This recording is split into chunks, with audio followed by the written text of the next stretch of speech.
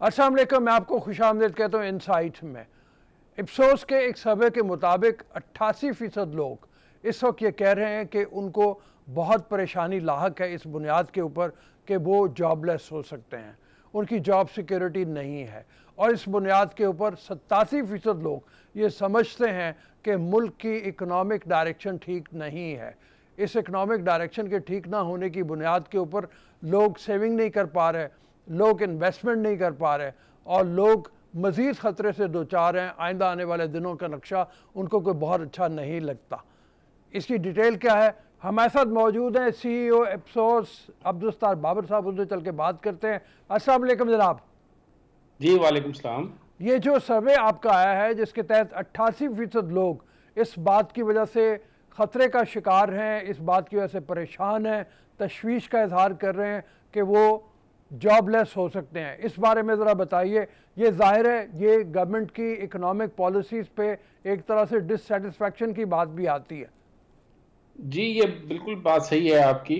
और हमने ये सर्वे जो है वो कई सालों से कर रहे हैं पाकिस्तान में, हर क्वार्टर इसके रिजल्ट्स देखते हैं। लेकिन ये पहली मर्तबा हुआ है कि ये तादाद जो है वो बहुत ऊपर तक चली गई है। 88% लोग जो हैं वो कभी अपने आप को भी महसूस करते हैं कि वो किसी वक्त भी उनकी जॉब जो है वो नहीं है, पूरे एतमाद नहीं है। अच्छा, और इसकी कॉजेज़ क्या हैं, और ये आपने जो सर्वे किया है ये किन शहरों में, किन एरियाज़ में, किस एज ग्रुप में ज़्यादातर किया हुआ है? ये सर्वे हमारा नेशनल वाइड होता है। ठीक है। जब यहाँ पर हमारा जो तरीक़ेकार है वो ये है कि रैंडम डिजिट डायलिंग होती है, कि जिसमें कंप्यूटर जो है ऑटोमेटिकली नंबर्स जो है डायल करते हैं, मोबाइल फ़ोन नंबर्स। और उसमें रैंडमली हमारे पास पूरे पाकिस्तान से, आज़ाद कश्मीर से, गिलगित बल्तिस्तान से, हर जगह से, अर्बन रूरल तमाम इलाकों से लोग आते हैं। तो इसलिए ये किसी ख़ास शहर में जाकर नहीं इंटरव्यू हुए, बल्कि पूरे पाकिस्तान की रिप्रेजेंटेशन है। ठीक है, और आप इस बुनियाद के ऊपर अगर स्टडी करें, एनालिसिस करें, तो आप क्या कहिएगा कि लोग जो हैं क्यों इतने ज़्यादा परेशान लग रहे हैं? देखिए, अब हम बतौर रिसर्चर तो मैं आपको बता सकता हूँ, लेकिन इसके जो असल मुहर्रकात क्या हैं वो तो आप जैसे दानिश्वर या बहुत से और एनालिस्ट हैं उसको बता सकते हैं। मैं तो ये बता सकता हूँ कि जो सूरत हाल इस वक्त नज़र आ रही है वो जॉब के हवाले से हो, वह ये लोगों का एतमाद कि वो ख़रीदारी कर सकते हैं या नहीं कर सकते, वो इन्वेस्टमेंट कर सकते हैं या नहीं। और फिर ये कि जो इस वक्त उनके जो मसाइल हैं जिसमें महंगाई बहुत ऊपर चली गई है, तो वो हमें हमारे सामने तो फिनोमेना है, हमारे ठीक सामने है। तो उसका मैं ज़िक्र कर सकता हूँ। जी। लेकिन ये क्यों है? मेरा ख़्याल है कि ये इसके बारे में बेहतर तबसरा जो है हमारे दूसरे दानिश्वर वो हज़रात कर सकते हैं। ठीक है, तो आप फिनोमेना के बारे में ही बताइए और ज़रा कंपैरेटिव स्टडी भी अगर कर दीजिए कि 3 महीने पहले, 6 महीने पहले सूरत हाल क्या थी और अब इस। जी, जी बिल्कुल। ये देखें, ये जो सूरत-ए-हाल है, अगर मैं ये कहूँ कि जो आज से कोई 3 माह पहले, सिर्फ़ 3 माह पहले काफ़ी फ़र्क था। उस वक़्त जो है इन्फ्लेशन जो है वो इतनी बुरी हालत नहीं थी। ये 17% इज़ाफ़ा हुआ है। ये लोगों लोगों का ये कहना कि महंगाई सबसे बड़ा इश्यू है, ये पिछले सिर्फ़ 3 महीने के अंदर हुआ है। इसी तरीके से अगर एम्प्लॉयमेंट में देखें, तो उसमें तो लोग अभी भी परेशान हैं। और पॉवर्टी की जहाँ तक बात है, तो इसमें भी लोग जो हैं 4% मज़ीद बता रहे हैं कि हालात ख़राब हो गए हैं। और इसी सूरत-ए-हाल में अगर हम देखें कि हमारा जो इमर्जिंग मार्केट्स हमारे नज़दीक हमसाये ममालिक हैं, वहाँ पर ये पूरे दुनिया में ये रिसर्च हो रही होती है। तो इन्हीं 3 महीनों के अंदर आप देखें तो जो इंडेक्स है हमारा जो वो 5.7 वो बढ़ा है इंडिया के अंदर। तुर्की के अंदर हालांकि हालात बहुत ख़राब है, वहाँ पर भी ये कॉन्फिडेंस जो है वो बढ़ा है। चाइना के अंदर बढ़ा है। तो ये पाकिस्तान वाहिद मुल्क है कि जहाँ पर ये ग्लोबल एवरेज से तो बहुत ही कम है, लेकिन पिछले 3 माह के अंदर भी तकरीबन 12 पॉइंट्स ये कम हुआ है। अच्छा, और ये फरमाइए, जैसे आपने बताया कि इंडिया में 5.7 के करीब लोगों का कॉन्फिडेंस है, बढ़ा है, बल्कि बढ़ा बढ़ा है, है। पिछले 3 माह के अंदर बढ़ गया है वो। और बांग्लादेश की और श्रीलंका की भी सूरत हाल है हमारे पास क्या? नहीं, इस वक्त मेरे सामने जो डेटा जो मैं जिसको देख सकता हूँ वो फौरी तौर पर मैं इसको कंसल्ट करके बता सकता हूँ, जी। लेकिन इस वक्त मेरे सामने ये बांग्लादेश और श्रीलंका के डेटा नहीं है। अच्छा, अब दूसरी बात ये बताइए कि जैसे आपने कुछ अर्सा पहले सर्वे किया था, पाकिस्तान में लोगों के मुताबिक सबसे बड़ा मसला है क्या? تو وہ پہلے بھی آپ نے مطلب اس کا ذکر کیا ابھی تھوڑی دیر پہلے، وہ مہنگائی کی بات ہو رہی ہے کہ پاکستانی پہلے 3 مہینے پہلے یا 6 مہینے پہلے شاید اس کا اتنا تذکرہ نہ کرتے ہوں جتنا اب کر رہے ہوں گے مہنگائی کی بات کرتے ہوئے۔ جی بالکل ایسا ہے، اور لیکن جہاں تک جیسے کرونا وائرس کی بات کریں تو اس کے اندر تو کمی آئی ہے، یہ 18% جو ہے وہ لوگوں نے کم کہا ہے کہ یہ ہمارے لیے مسئلہ ہے، تو جو چیز جو تبدیل ہو رہی ہے اس کے بارے میں نظر آ رہا ہے، لیکن اگر آپ روپی کی بات کریں تو اس کے اندر بہت کنسرن بڑھ گیا ہے، انکریز ان الیکٹریسٹی پرائسز اس کے اندر کنسرن بہت بڑھ چکا ہے، تو اگر آپ اس ساری چیزوں کا مشاہدہ کریں تو نظر یہ آتا ہے کہ جو پچھلے 3 ماہ پہلے جو حکومت نے جو اعتماد بہتر کیا تھا اپنے بارے میں عوام کا، اس کے اندر اچانک کافی شدید کمی آئی ہے پچھلے 3 ماہ کے اندر۔ اچھا، آپ کے خیال میں پہلے 3 مہینے پہلے گورنمنٹ میں کانفیڈنس لوگوں کا بڑا سا کوئی تھوڑا سا؟ جی وہ کافی بہتر ہو رہا تھا اوور اچھا ٹائم جو ہے وہ ڈائریکشن آف دا کنٹری اس کے بارے میں بھی کچھ بہتری آنی شروع ہو چکی تھی، مطلب میں سمجھتا ہوں کہ پہلی دفعہ جو ہے بہت پازیٹیو انداز میں 34% لوگوں نے کہہ دیا کہ پاکستان جو ہے صحیح ڈائریکشن میں شروع ہو رہا ہے۔ 34 کہنے بظاہر تو کم لگتا ہے، لیکن اگر آپ اس کو پچھلے ماضی کے تجربے سے دیکھیں تو یہ بھی 20% سے بڑھ کر 34% ہوا ہے، تو میں سمجھتا ہوں یہ ایک صحیح سمت کی طرف اشارہ کر رہا تھا، لیکن پچھلے 3 ماہ کے اندر یہ بہت میسو ڈراپ آیا۔ اچھا، اور اب اگر لوگوں کا مطلب ڈیٹا آپ کے پاس سامنے ہو 34 سے کیا یہ نیچے چلا گیا ہے؟ اب دوبارہ گورنمنٹ صحیح ڈائریکشن میں ہے یا نہیں ہے؟ جی 87% لوگ پاکستان میں سمجھتے ہیں کہ ملک کی ڈائریکشن صحیح نہیں ہے، اور ایٹی صرف 13% جو کہ پچھلے اگست 2019 سے لے کے اب تک کا ڈیٹا میرے آنکھوں کے سامنے ہے، تو سب سے کم 13% لوگ سمجھتے ہیں کہ پاکستان درست سمت میں جا رہا ہے۔ اچھا، اور مطلب یہ سب سے ذرا الارمنگ صورتحال آپ کے نزدیک کیا بنتی ہے؟ وہ کیا یہی بنتی ہے لوگوں کا یہ خطرہ کہ وہ سمجھتے ہیں کہ وہ جاب لیس ہو سکتے ہیں، یا یہ کہ گورنمنٹ صحیح ڈائریکشن میں نہیں جا رہی، یہ 87% لوگوں کا؟ جی لوگوں کو سب سے بڑا ایشو جو ہے وہ تو یہی ہے کہ اس وقت جاب سیکیورٹی کیا ہے۔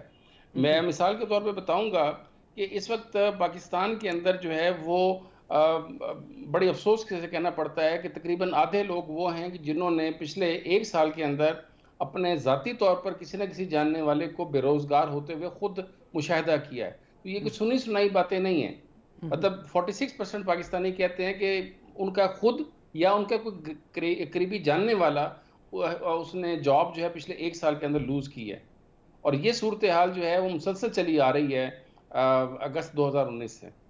اچھا، اور 2018 کا بھی ڈیٹا کیا آپ کے سامنے آتا ہے؟ اس سے پہلے کی صورتحال کیا ہے؟ میرے سامنے جو گراف اس وقت جو موجود ہے وہ اگست 2019 تک کا ہے، اس کے پیچھے کا ڈیٹا وہ اس وقت میرے سامنے نہیں ہے۔ اچھا، لیکن 2019 میں آپ سمجھ رہے ہیں کہ صورتحال بہتر سی کمپیریٹیولی کافی؟ دیکھیں نہیں، بہتر تو نہیں تھی، وہ اس وقت بھی ایکچولی کافی کم تھا، لیکن جو صورتحال پچھلے چند دنوں کے اندر پچھلے چند مہینوں کے اندر ہوئی ہے اتنی بری صورتحال نہیں تھی۔ اچھا ٹھیک ہے، بالکل صحیح ہے۔ اور یہ فرمائیے کہ مہنگائی میں لوگ جو ہیں وہ بجلی کو فیکٹر کہہ رہے ہیں، پیٹرول کو فیکٹر کہہ رہے ہیں، کس کو زیادہ بڑا فیکٹر کہہ رہے ہیں کہ جس کی بنیاد کے اوپر وہ سمجھتے ہیں کہ ان کے لیے آئندہ زندگی آنے والی مشکل ہوگی؟ اور کیا یہ بھی انالیسس کوئی ہے اس طرح کا کہ لوگوں سے اگر یہ سوال کیا جائے کہ آئندہ آنے والے دنوں کو وہ کیسے دیکھ رہے ہیں تو اس کا وہ کوئی جواب دے پائے؟ دیکھیں اس وقت میں سمجھتا ہوں کہ جو پرائرٹی سیٹنگ جو ہے اس کا مسئلہ ہے، جو آپ نے کہا کہ کون سی چیزیں ہیں جو لوگوں کو پریشان کر رہی ہیں، جو ہمارے سوالات ہم نے جو پوچھے ہیں اس کے مطابق میں یہ بتا سکتا ہوں کہ اس کا تعلق جو ہے وہ عام اشیاء ضروریات جو روزانہ کی زندگی کی جو چیزیں ہوتی ہیں اس کی قیمتوں کا مسئلہ ہے، اس کے ساتھ ساتھ کسی طرح کے لوگ انویسٹمنٹ بھی نہیں کر پا رہے، لوگ جو ہیں کوئی میجر خرچے جو ہیں اس کے بارے میں پریشان ہیں، اور اگر میں اس وقت آپ کو پوری تفصیل سے بتاؤں تو جس چیز کو ہم پاکستان میں سمجھتے ہیں کہ بہت بڑا ایشو ہے مثلا کرپشن کا، تو یہ اس وقت اگر 43% لوگ مہنگائی کو سب سے بڑا مسئلہ سمجھتے ہیں تو اس کے مقابلے میں کرپشن کو 2% لوگ پاکستان میں ایشو سمجھتے ہیں، لیکن بجلی کی پرائسنگ اور لوڈ شیڈنگ یہ 5% لوگ کہہ رہے ہیں۔ اس سے اندازہ لگائیں کہ اس وقت اصل مسئلے جو ہیں لوگوں کے وہ بجلی ہے، وہ مہنگائی ہے، وہ ایڈیشنل ٹیکسز ہیں، یہ مسائل ہیں۔ اور یہ بڑی حیران کن بات ہے، آپ یہ کہہ رہے ہیں کہ صرف 2% لوگ کہہ رہے ہیں کہ کرپشن پاکستان کا بڑا مسئلہ ہے، حالانکہ کچھ عرصے پہلے کچھ اور سروس سے جو میں نے دیکھے کہ لوگ کرپشن کو کافی زیادہ اوپر پوائنٹ پہ رکھتے ہیں اور کافی زیادہ وہ سمجھتے ہیں کہ کرپشن پاکستان کا مسئلہ ہے ایک۔ جی ممکن ہے کسی اور سروس میں ایسا آیا ہو، لیکن ہمارے پاس جو ڈیٹا موجود ہے وہ یہ بتاتا ہے کہ کبھی بھی یہ ٹاپ 10 کے اندر، یہ ٹاپ 8 کے اندر یہ مسئلہ کبھی بھی نہیں آیا۔ اچھا، اور دوسری بات یہ ہے کہ انویسٹمنٹ کی بات آپ نے کی کہ لوگ انویسٹمنٹ نہیں کرنا چاہ رہے یا نہیں کر پا رہے، یہ دونوں فیکٹر بھی موجود ہیں، جس کے مطابق اگر دیکھا جائے سروے پہ، اگر کانفیڈنس نہیں ہے گورنمنٹ میں، اگر لوگ پریشان ہیں، مہنگائی کے ہاتھوں پریشان ہیں، جابز کے ہاتھوں پریشان ہیں، تو ہم یہ کہہ سکتے ہیں کہ آئندہ آنے والے دنوں میں انویسٹمنٹ اور ذرا کم ہوگی۔ جی وہ جہاں ہم انویسٹمنٹ کی بات پوچھتے ہیں تو یہ پوچھا کرتے ہیں کہ یہ بتائیے کہ ایک سال پہلے کی نسبت آپ کس حد تک زیادہ پر اعتماد ہیں یا کم اعتماد رکھتے ہیں کہ آپ اپنے بچوں کی تعلیم، شادی وغیرہ کے لیے اخراجات وغیرہ آپ بچت کر سکتے ہیں، خرچے مزید شادی بیاہ کے لیے کچھ کر سکتے ہیں کہ نہیں کر سکتے؟ تو 85% لوگ کہتے ہیں کہ ہم نہیں کر سکتے، ہم we are feeling less confident about it. تو اس سے پتہ یہ چلتا ہے کہ اس وقت جو سیونگ کیپیسٹی ہے وہ بہت شرنک ہو گئی ہے۔ جی تھینک یو ویری مچ، آپ نے کافی تفصیل سے بتایا افسوس کے بارے میں، افسوس کے ڈیٹا کے بارے میں، افسوس کی ڈیٹا کلیکشن کے بارے میں، اور یہ بڑے افسوس کے ساتھ بات کرنا پڑتی ہے کہ واقعی اگر ڈیٹا یہی کہہ رہا ہے، پاکستان کے تمام حصوں سے لوگ، بلکہ گلگت بلتستان اور کشمیر سے بھی لوگ اس بات پہ تشویش کا اظہار کر رہے ہیں کہ ان کی جابز کو خطرہ ہے، تو پھر لوگ خوش نہیں ہوں گے۔ لوگ اگر یہ کہہ رہے ہیں کہ مہنگائی سب سے بڑا مسئلہ ہے ملک کا اور یہ نہیں کہ کرپشن سب سے بڑا مسئلہ ہے، تو اس معاملے میں حکومت کو بھی یہ سوچنا چاہیے کہ جو ایک عرصے سے یہ کہہ رہی ہے کہ ملک میں کرپشن بہت بڑا مسئلہ ہے، لیکن اس بنیاد کے اوپر لوگ قائل نہیں ہو رہے، یہ بات اور زیادہ انڈیکیٹ کرے گی بہت سی چیزوں کی طرف، ان کی طرف اشارہ کرے گی، جس کے بارے میں یہ کہوں گا کہ عقل مند کے لیے اشارہ کافی ہے، ان کو سمجھنے کے لیے، یہ جاننے کے لیے کافی ہے کہ لوگ کس بیانیے کو زیادہ اس وقت اہمیت دے رہے ہیں۔ ابھی چلتے ہیں ایک بریک کی طرف، بریک کے بعد واپس آئیں گے اور اگلے سیگمنٹ کی طرف چلیں گے۔ اجازت دیجیے بریک کے لیے۔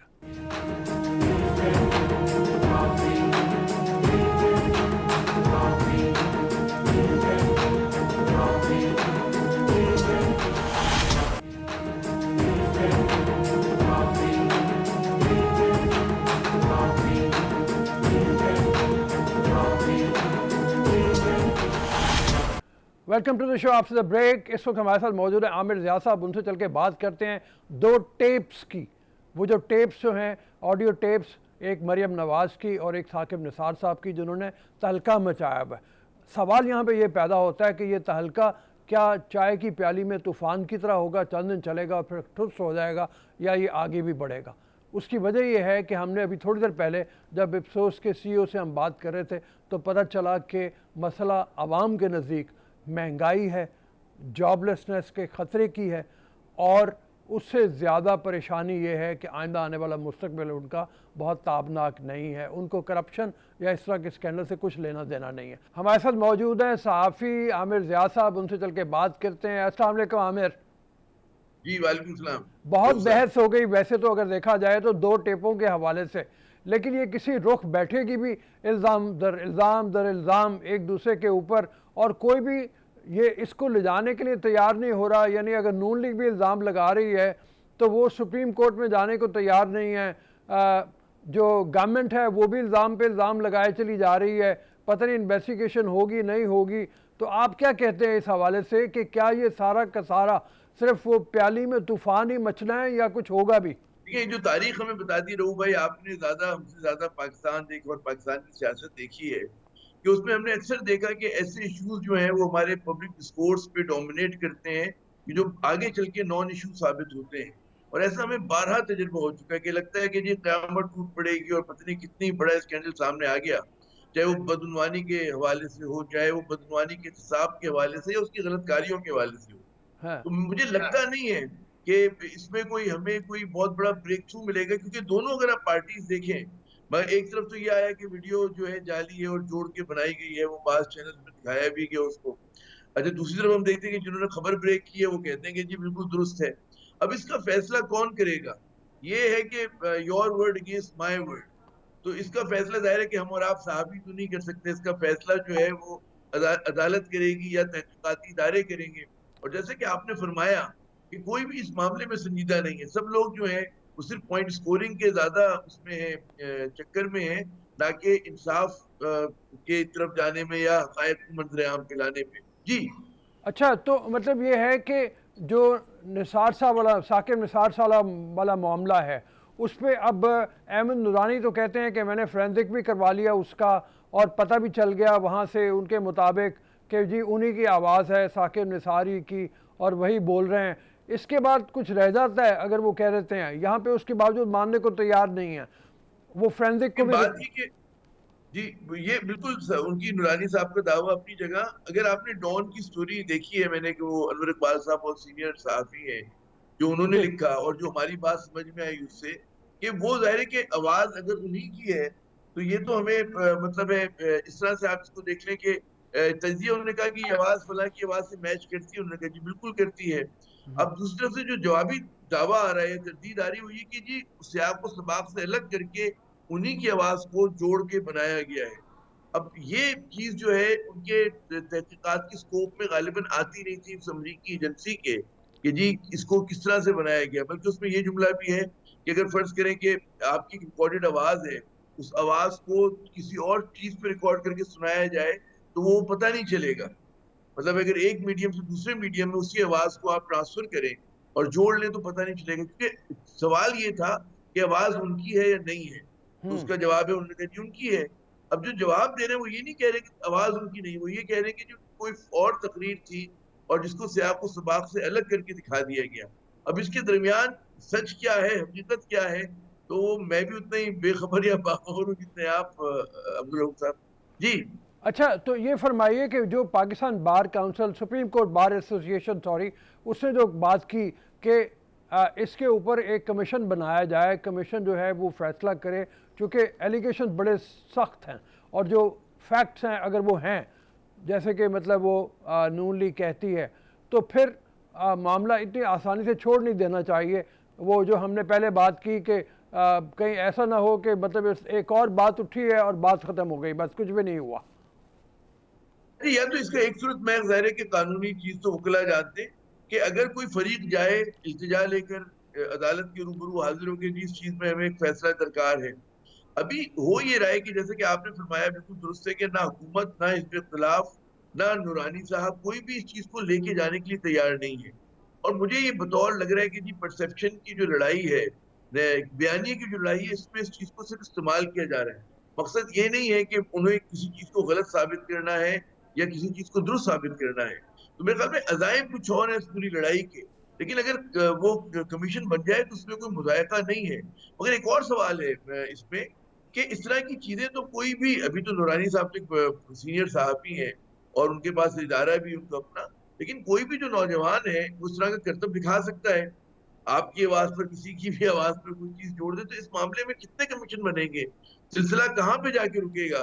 تو جتنا ٹیکنالوجی بڑھتی جا رہی ہے تو اس کے لیے یقیناً جب تک کوئی افیکٹڈ پارٹی جائے گی نہیں تو اس میں سو موٹو لینا بھی ایک سوالی نشان ہے، کیونکہ یہ سلسلہ تو چلتا رہے گا. ہر آدمی مطلب بڑے آرام سے تصویروں کو آپ وہ ڈسٹارٹ کر سکتے ہیں، ویڈیو کو ڈسٹارٹ کر سکتے ہیں، آواز کو ڈسٹارٹ کر سکتے ہیں. مجھے یاد ہے میں نے بھی سوشل میڈیا پہ دیکھا نواز شریف صاحب کی جعلی ویڈیو چل رہی تھی، آڈیو کلپ چل رہا تھا کہ جس میں وہ اپنی برائی کر رہے ہیں. اب میں کیا بہت ساروں کا دعویٰ، ان کو لگ رہا تھا کہ بالکل نواز شریف صاحب کی آواز ہے، یقیناً ان کی آواز نہیں تھی کہ اس کے کانٹینٹ کو آپ ملاحظہ کیجئے.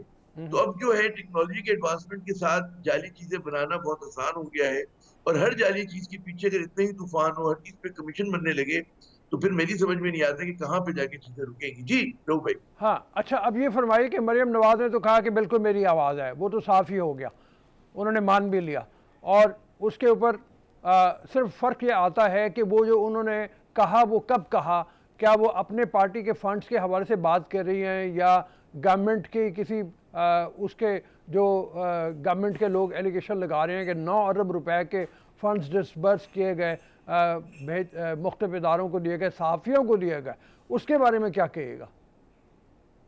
ایک تو جب وہ خود ہی تردید نہیں کہہ رہی. اچھا یہ بڑا ایک پرانی، یہ اس ویڈیو کے آنے سے پہلے بھی آپ کو یاد ہوگا کہ بڑی شکایت رہی ہے کہ نواز شریف صاحب کے دور حکومت میں ہمیں یاد ہے کہ ہم نے لاتعداد پروگرامس کی اور اس پہ بات ہوئی کہ بعض صحافیوں کو اور بعض صحافتی اداروں کو آؤٹ آف دا وے جا کے نوازا جا رہا تھا، اور جو ادارے ایسے تھے کہ جو تنقید کرتے تھے ان کے اوپر مطلب ہے وہ کرتے تھے، ان کو ظاہر کی ناراضگی تھی، اشتہار روکے جاتے تھے.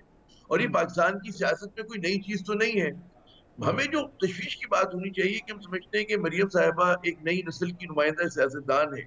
ان کے لہجے میں اگر آپ دیکھیں کہ جو اس میں سختی تھی اور جو جس طرح سے وہ کہہ رہی تھی، تو وہ ایک خود انڈیکیٹ کرتا ہے کہ کتنا ایک کہتے ہیں برداشت کا مادہ کم ہے. اچھا یہ بھی ہمیں پتہ ہے کہ اب آج جو لوگ جمہوریت کے اور انسانی حقوق کے اور آزادی صحافت کے چیمپئن بنے ہوئے ہیں، ان کے دور میں ہمیں یاد ہے کہ آپ جو اس پہ جنگ گروپ پہ کریک ڈاؤن ہوا تھا نواز شریف صاحب کے دوسرے دور حکومت میں، کہ سب ایک صفحے پہ اشتہار چھپ رہا تھا. آج تو خیر دوستی ہے، معاملات طے ہو گئے، لیکن وہ دور بھی ہمیں یاد ہے نواز شریف صاحب کے دور میں ہوا تھا. نجم سیٹھی صاحب کو پکڑ لیا گیا تھا. اسی طرح مطالبات تھے کہ فلاں فلاں ایڈیٹرز کو نکال دو. تو یہاں پر جب حکومتیں آتی ہیں تو وہ بدلتی، کیونکہ وہ نہیں طرز عمل نہیں بدلتے. مجھے یقین ہے کہ اگر پھر کبھی موقع کو ملے تو پھر وہ وہی سب کچھ کریں گے، کیونکہ ہم نے دیکھا نہیں کہ کوئی تبدیلی آئی ہو. پیپلز پارٹی کی حکومت تھی، جو ان کی تیسری حکومت تھی، زرداری صاحب جب صدر تھے، بہت سارے گروپس کے اشتہارات روکے گئے.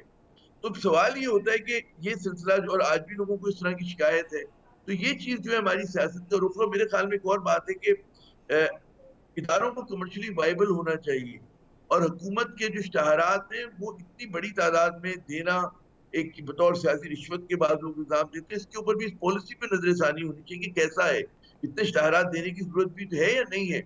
سیلف پروموشن کے اشتہارات تو نہیں دیے جا رہے کہ جی فلاں وزیر اعظم بہت بڑے آدمی ہیں، یا فلاں وزیر اعلیٰ جو ہے انہوں نے بڑے کارنامے انجام دیے at the cost of public منی.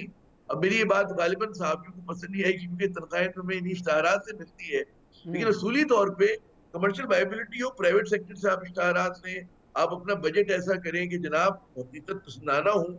یہاں پر ہم دیکھتے ہیں کہ ابھی ایک کارکن کے خودکشی کی خبر پورے سوشل میڈیا پہ ہے کہ ایک اینکر پرسن جو ہے ماشاءاللہ اس کی ملینز میں تنخواہ ہے، صحافی کا کارکن جو ہے اس کو پیسے نہیں مل رہے. تو اس میں بھی ذرا سے ایک اعتدال لانے کی ضرورت ہے. ہمیں اپنے بزنس ماڈل کو دیکھنا ہوگا. آپ کو ہمیں یاد ہے ہم نے پروفیشن جوائن کیا تھا تو ہمیشہ کہتے تھے جی لوور مڈل کلاس کا پروفیشن ہے، ہم آئیڈیل سے اور آئیڈیا سے ڈیل کرتے ہیں، نہ کہ دولت اگر ہمیں حاصل کرنی ہوتی تو کارپوریٹ انڈسٹری میں جاتے کچھ اور کرتے. تو صحافت میں اتنا زیادہ پیسہ کا ریل پیل، بڑی بڑی گاڑیاں، بڑے بڑے مطلب سیکورٹی گارڈ، یہ صحافیوں کو زیب ہی نہیں دیتا. صحافی تو ہمیں یاد ہے ہم نے جتنے صحافیوں کی عزت کی وہ تو رکشا میں آتے تھے، پیدل چلا کرتے تھے، لیکن ان کے جو تیور ہوتے تھے وہ آسمانوں پہ ہوتے تھے، اور ان پہ ہمیں فخر بھی ہے. تو آج کل تو کچھ اور مزاج ہو گیا ہے روح بھائی، جو میرے خیال میں منفیت زیادہ آ گئی ہے، اور ہمارا پروفیشن سے کمٹمنٹ جو ہے وہ کم ہو گیا ہے. جی اچھا، میں ابھی تھوڑی دیر پہلے بات کر رہا تھا اپسوس کے سی ای او سے، اور وہاں پہ بات کرتے ہوئے اندازہ ہوا کہ ان کے جو سروے ہیں وہ یہ کہہ رہے ہیں، ہم ابھی بات کر رہے ہیں کرپشن کی یا مطلب اس بیانیے کی جو چل رہا ہے یہاں پہ، ایک طرف کرپشن کا بیانیہ اور دوسری طرف مہنگائی کا بیانیہ.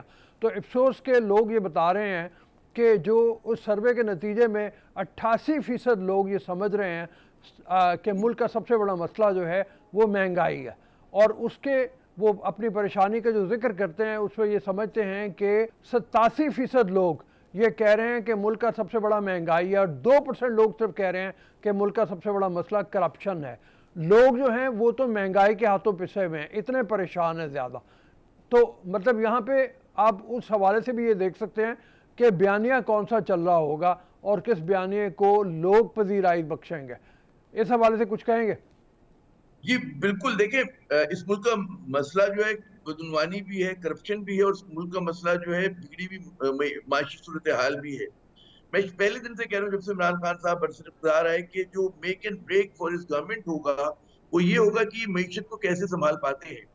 اب بدقسمتی سے یہ دیکھیں کہ روز اول سے ایک ہمیں غیر سنجیدہ پن، لیک آف کلیئرٹی، اور وہ جو انہوں نے وعدے کیے تھے اس حکومت نے اصلاحات کے، معیشت کو درست کرنے کے، اور ظاہر ان کو حالات بھی مشکل ملے، میں یہ نہیں کہہ رہا، یہ بھی کہتے ہیں کہ وراثت میں ہمیں بڑے غم ملے، تو صحیح کہتے ہیں، لیکن بہت ساری چیزیں خود قرضہ بھی ہیں. اب جیسے آپ حالیہ اب دیکھیں ہر چیز میں اس وقت ایک غیر یقینی صورتحال ہے ہماری معیشت میں. بڑی وجہ دو ہے، ایک تو آپ کی کرنسی جو ہے انسٹیبل ہے، اور کرنسی کی سٹیبلٹی اگر جب نہ ہو تو لوگ سرمایہ کاری بھی نہیں کرتے، لوگ پیسے بھی نہیں خرچ کرتے، لوگ چپ کر کے بیٹھ جاتے ہیں، سہم جاتے ہیں. یہ میں ان کی بات کروں جن کے پاس پیسے ہیں. اب اس کا اسٹیبلٹی لانے کا ذمہ دار کون ہے؟ آپ مجھ سے بہتر جانتے ہیں کہ اس میں ایک رول بنتا ہے اسٹیٹ بینک آف پاکستان کا. لیکن ہمارے یہاں ہم دیکھ رہے ہیں کہ مسلسل اسٹیٹ بینک آف پاکستان، مجھے اپنی 30 سالہ صحافت میں یاد ہے کبھی اتنا متنازع بنا ہو اور کبھی اسٹیٹ بینک کا گورنر اتنا متنازع بنا ہو جتنے آج ہے رضا باقر صاحب. اور اس کے بارے میں ایک عام رائے یہ ہے کہ جی وہ آئی ایم ایف کے آدمی ہیں اور وہ ٹیبل کے ادھر بیٹھ کر بھی آئی ایم ایف کا کام کرتے ہیں. وہ یہ ہے کہ عمران خان صاحب نے جو بھی وعدے کیے تھے کہ ان کی ٹیم جس طرح کے لوگ انہوں نے چنے، اس میں رضا باقر اس کی بہت بڑی مثال ہے کہ ایجپٹ کے اندر وہ ایک کنٹری ہیڈ ہوتے تھے، جونیئر پوزیشن پہ ان کو لا کر مسلط کیا گیا ایک سینئر پوزیشن پہ پاکستان میں، تو ان کی معاشی ٹیم ہی نہیں بن سکی. ایک ان کا پرابلم. دوسرا یہ ہوا کہ جی جو ان کو اصلاحات کرنی تھی، انرجی سیکٹر اصلاحات نہیں ہوئی. 3-3.5 برس ہو گئے، ٹکے کی نہیں ہوئی، جو سب سے بڑا مسئلہ ہے ہماری معیشت کا. جو لاس میکنگ ہمارے ادارے ہیں، اسٹیٹ انسٹیٹیوشن جو بلین روپیز کھا جاتے ہیں ہر سال، اس کی اصلاحات میں کچھ نہیں ہوا. پرائیویٹائزیشن پروگرام آگے نہیں بڑھا. اور جو مطلب ہے کہ ٹھیک ہے احتساب آپ کرتے ہیں، ہم سب چاہتے ہیں کہ احتساب ہو، بدعنوان افراد کو آپ ٹانگیں پکڑیں، لیکن ساتھ ساتھ معیشت کے لیے، کیونکہ جب یہ بات کرتے ہیں کہ جی میں نے مدینے کی ریاست بنانی ہے، تو اس کا جو راستہ ہے رؤوف بھائی وہ آئی ایم ایف کی درگاہ سے ہو کے نہیں گزرتا. آئی ایم ایف کا ایک ہی نسخہ ہوتا ہے ہر ملک کے لیے، تیسری دنیا کے، چاہے لیٹن امریکہ ہو، چاہے افریقہ ہو، مڈل ایسٹ ہو یا ایشیا. وہ کہتے ہیں جی کرنسی ڈی ویلیو کر دیں، آپ انٹرسٹ ریٹ بڑھا دیں، سبسڈیز کا خاتمہ کر دیں، بجلی گیس مہنگی کر دیں. کہیں کا بھی آئی ایم ایف پروگرام دیکھ لیں دنیا میں، وہ یہی کام کرتا ہے. اور یہ بھی آپ یاد رکھیں کہ پاکستان نے 22 پروگرام لیے، ہم ہر بار یہ دوا اپناتے ہیں اور ہر بار ہم ناکام ہو جاتے ہیں، اور پاکستان کی معیشت اسی بھور میں رہتی ہے. اس کا مطلب یہ کہ ہمیں طریقہ کار بدلنے کی ضرورت ہے. ہمیں سخت فیصلے کریں، قوم قربانی دے گی، لیکن انہیں اگر یقین ہو کہ آپ اس کے بعد ہمیں صحیح راہ پہ لے کے جائیں گے. لیکن جب پبلک ٹرسٹ کا یہ عالم ہو کہ ہم یہ سمجھیں کہ آئی ایم ایف کا ایجنٹ جو ہے وہ آ کر جو ہے بیٹھا ہوا ہے اسٹیٹ بینک میں، تو پھر ہمارے ذہنوں میں سوال ہوگا کہ پتہ نہیں یہ جو آپ ہم سے قربانی مانگ رہے ہیں یہ پتہ نہیں کہاں پہ لے جا کے آپ ضائع کرتے ہیں. تو میرے خیال میں عمران خان صاحب کو جو بھی کرنا ہے، اب بہت کم دن ہے کہ وہ ملک میں استحکام لائیں، معاشی استحکام، روپی کو اسٹیبل کریں. روپی اسٹیبل ہوگا، اسٹاک مارکیٹ پہ اثر پڑے گا، تو آپ کو ایک پوری چین بنتی ہے. اور آپ نے جس طرح سے امپورٹس کا لگژری آئٹمس ہیں، ہم امپورٹ کرتے ہیں، گاڑی $123 بلین کی امپورٹ کر دی، پنیر کھا گئے امپورٹ کر کے، چاکلیٹس منگا لی. وہ کہتے ہیں قطرہ قطرہ دریا ہوتا ہے، every dollar saved is every dollar earned والی بات ہوتی ہے. تو اس پہ بھی توجہ دیں.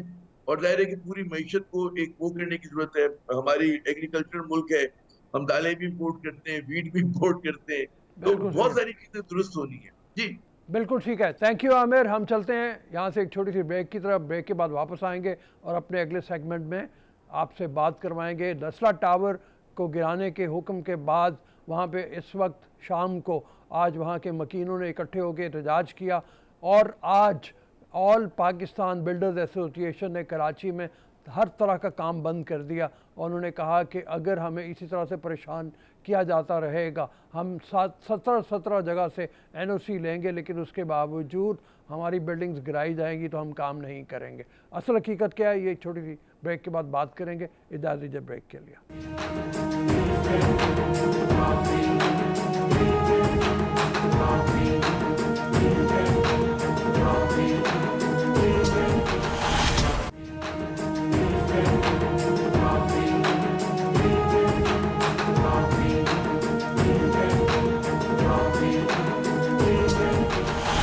Welcome to the show after the break. Nasla tower جیسے کہ آپ جانتے ہیں گرایا جا رہا ہے. کمشنر کراچی نے تمام مشینری لے کر وہاں پہ عدالت کے حکم کے مطابق اس کو گرانے کا عمل تیز کر دیا ہے. اس صورتحال میں ایک اور اضافہ اس طریقے سے ہوا کہ آباد جو آل پاکستان بلڈرز ایسوسی ایشن ہے ان کے ساتھ یکجہتی کے طور پہ تمام کراچی میں بلڈنگ کا کام بند کر دیا، اور کہا کہ ایسے ماحول میں کہ جب کہ ہم 17 جگہوں سے این او سی لیتے ہیں اور اس کے باوجود ہمیں ہماری عمارتوں کو گرا دیا جاتا ہے، ہم کام نہیں کر سکتے.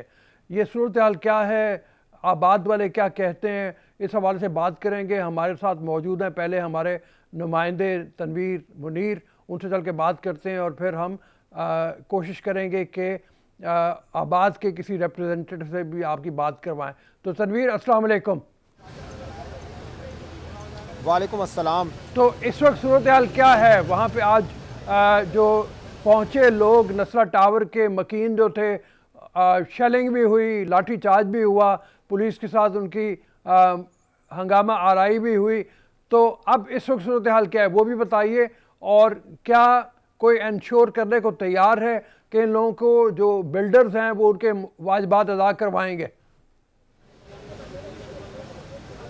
देखिए, इस वक्त सूरत हाल ये है क्योंकि शाम में सूरत हाल बहुत ज़्यादा जो है वो गंभीर हो गई थी इसी मकाम पे, और मेरे दाएं जाने पे जो है वो नस्ला टावर भी मौजूद है जिसके 5 फ्लोर जो हैं वो तकरीबन तोड़ दिए गए हैं। मगर इसके साथ साथ जो है वो यहाँ आबाद वाले और यहाँ के जो रिहायशी थे नस्ला टावर के, वो यहाँ पहुँचे थे, और इसके बाद सूरत हाल कुछ बिगड़ती हुई नज़र आई तो पुलिस की नफरी को भी तलब किया गया, और उनकी कोशिश ये थी कि यहाँ मौजूद जो काम हो रहा है उसको फौरी तौर पे जो है वो रुकवाया जाए। मगर क्योंकि सुप्रीम कोर्ट के अहकामात हैं तो पुलिस ने जो है वो पुलिस से इनकी आबाद वालों की और इसके साथ साथ जो रिहायशी थे जो प्रीवियस रह रहे थे यहाँ पे, तो उनके साथ जो है वो तलब कलामी भी हुई। उसके बाद जो है पुलिस ने इनको मुंतशिर करने के लिए लाठी चार्ज भी किया है और हवाई फायरिंग भी की है, और इसमें जो है वो ज़ख्मी भी हुए हैं आबाद के मेंबर्स।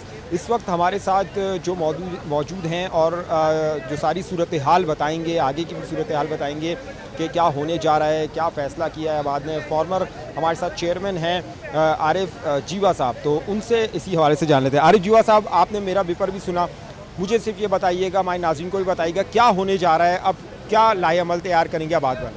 देखिए, हमारा लाए अमल सिंपल है। हमने आज जो है वो कराची स्ट्राइक शुरू की है, शटडाउन शुरू किया है, और अब हम जो है वो कल एक प्रेस कॉन्फ्रेंस कर रहे हैं दोपहर में, फिर 2 बजे उसमें अपना लाए अमल देंगे। हमारा जो प्लान है वो ये है कि हम कराची से जो है वो हैदराबाद में स्ट्राइक पे जाएंगे ग्रेजुअली, उसके बाद हम जाएंगे सक्कर के साथ पंजाब जाएंगे हम, जिसमें रावलपिंडी, इस्लामाबाद, लाहौर, फैसलाबाद, सियालकोट, उसके बाद हम KP के जाएंगे, बलूचिस्तान। हमारा तो कोई मुतालबा है सच इतना बड़ा है नहीं, हमें कोई ये समझा दे, हमें ये बता दे कि हमें अप्रूवल कहाँ से लेनी है। हम 17 एजेंसियों की, 17 अथॉरिटीज़ की अप्रूवल्स लेके 8-8 साल हो गए, 5-5 साल हो गए, हमने जो है वो लोगों को पोजीशन दे दिए। उसके बाद एक ऑर्डर आता है कि जी ये अप्रूवल ठीक नहीं थी, इदारे चोर हैं, इदारे गलत काम कर रहे हैं। हमारा कसूर बताएं कि हम जो है वो लैंड चार केसेस के, और अभी 2 केसेस चल रहे हैं, 2 के ऑर्डर्स आए कि जी लैंड का इशू है, तो लैंड लेसर कौन है? DC है, कमिश्नर है, रेलवे है, वर्क सोसाइटी है, PC, ये सब लैंड ओनर्स हैं ना।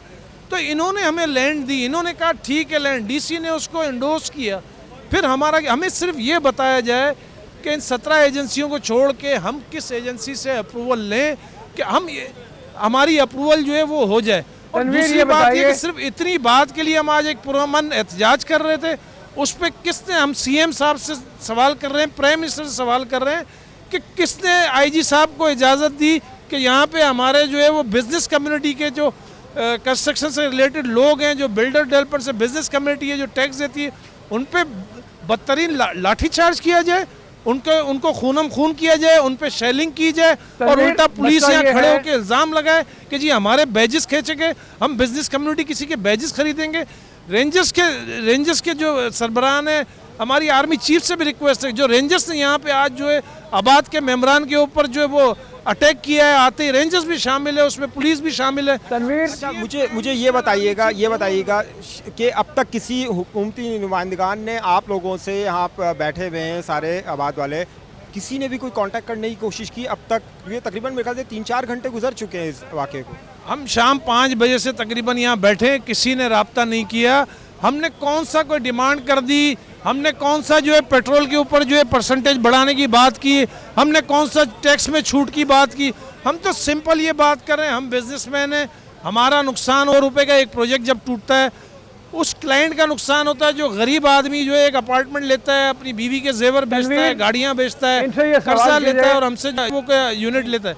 हाँ, इनसे ये सवाल कीजिए, इनसे ये सवाल कीजिए कि मसला ये है कि जब गलत जगहों पे कब्ज़ा होगा, नाजायज़ जगहों पे कब्ज़ा होगा और इल्ज़ाम ये लगेगा कि पैसे दे के इजाज़त ले ली गई, ऐसे में फिर क्या किया जाए? मतलब और कोई हल भी तो नहीं है ना कि जो अलॉटमेंट्स हैं वो गलत हुई हैं, नालों के ऊपर घर बन गए, प्लाजे बन गए, मलीन नदी के अंदर बन गए। मेरा सवाल सिर्फ ये है کے الاٹمنٹس جو ہیں وہ کہا جا رہا ہے قبضہ ہوا تھا, نالے پہ پوری بلڈنگ تعمیر ہو گئی, کیا کیا جائے گا اس کا پھر؟ آپ یہاں کھڑے ہیں نا, آپ ابھی میرے ساتھ کیمرہ لے کے چلیں, نالا یہاں سے 100 فٹ دور ہے, وہ شارع فیصل پہ چل رہا ہے, یہاں پہ کوئی نالے کی مجھے نشاندہی بتا دیں. اسی کورٹ نے پہلے جب 1 سال پہلے یہ کہا کہ جی یہ نالے پہ بنی ہوئی بلڈنگ, جب اس کی جو ہے وہ اس کا سروے ہوا, اس کی انکوائری ہوئی, تو پتہ چلا جی نالے پہ نہیں بنی ہوئی, اس میں 250 گز یہ نسلہ ٹاور پیچھے کھڑا ہے اور ساتھ ہی یہ نالا 100 فٹ دور گزر رہا ہے. کہا یہ بھی جا رہا ہے کہ سروس روڈ جو ہے جس پہ ایشو تھا, سروس روڈ کی وجہ سے جو ہے وہ ختم ہو گیا. آپ میرے ساتھ چلیں کیمرہ اپنا لے کے, میں آپ کو دکھاتا ہوں سروس روڈ کہاں سے جا رہی ہے. یہ الائنمنٹ پہ بلڈنگ ہے, وہاں سے الائنمنٹ پہ بلڈنگ ہے. کوئی ایک تو وائلیشن بتا دیں. فیصلہ تو یہ دیا گیا نا کہ 783 گز الاٹ ہوئی, اس کے بعد 1100 گز پہ اس کو بنایا گیا. تو 1100 گز کی کس نے؟ سندھی مسلم سوسائٹی نے. انہوں نے ان سے پیمنٹ لی. یہ 1958 کا کیس ہے جب یہ شارع فیصل کی الائنمنٹ ہوئی, ری الائنمنٹ, اس میں ایکسٹرا لینڈ. آج ایکسٹرا لینڈ آپ کو کون سی ایسی سوسائٹی ہے, کون سی ایسی بات ہے تنویر ان سے کہیے کارنر پلاٹ میں نہیں ہوتی, سب جگہ ہوتی ہے. اس کا مطلب ہے پورے پاکستان کی بلڈنگیں توڑی جائیں. اگر اس کا مطلب پورے پاکستان. جی رؤف صاحب. جی تنویر تھینک یو, بات ان کی آ گئی ہے, بڑی مہربانی, بہت شکریہ. جب اس طرح کی بات ہوگی تو ان کا بھی کوئی نہ کوئی سدباب تو ہونا ہے. اس کی وجہ یہ ہے کہ اگر پورے ملک میں جنگل بچھا دیا جائے عمارتوں کا, جو ایسی جگہوں پہ ہو جہاں پہ نالے ہوں, ندی ہو, جہاں پہ گزرگاہیں ہوں پانی کی, اور اسی کی بنیاد کے اوپر ہم جانتے ہیں کہ کراچی میں پچھلے دنوں جو بارشیں آئیں, بارشوں کے نتیجے میں پانی کا انخلا نہیں ہوا اور بارشوں کا پانی جو ہے وہ نکلا نہیں. جب بارشوں کا پانی نکلا نہیں تو اس کی بنیاد کے اوپر مسئلے پیدا ہوئے. تو مسئلوں سے بچنے کے لیے اس طرح کی عمارتوں کے اوپر سپریم کورٹ نے یہ آرڈر دیے اور اس کے اوپر کہا کہ نسلہ ٹاور کو گرا دیا جائے. اگر جو عدالت کے حکم میں یہ بھی ہے کہ مالکان جنہوں نے یہ نسلہ ٹاور بنایا تھا ان کی یہ ذمہ داری ہے کہ وہاں کے جو مکین ہیں ان کو واجبات کی ادائیگی کریں, لیکن اگر وہ نہیں کر رہے تو یہ وائلیشن ہو رہی ہے اس بات کی. یہ مسئلہ ٹیڑھا ہے, ابھی آنے والے دنوں میں اس کے رخ کوئی اور بدلیں گے, لیکن حل اس کا یہی ہے کہ مالکان جنہوں نے یہ بلڈر جنہوں نے یہ گھر بنایا تھا ان کو یہ مجبور کیا جائے کہ وہ مالکان کو ادائیگی کریں. ابھی اجازت دیجیے, کل اگلے شو میں پھر ملیں گے. اللہ حافظ و ناصر.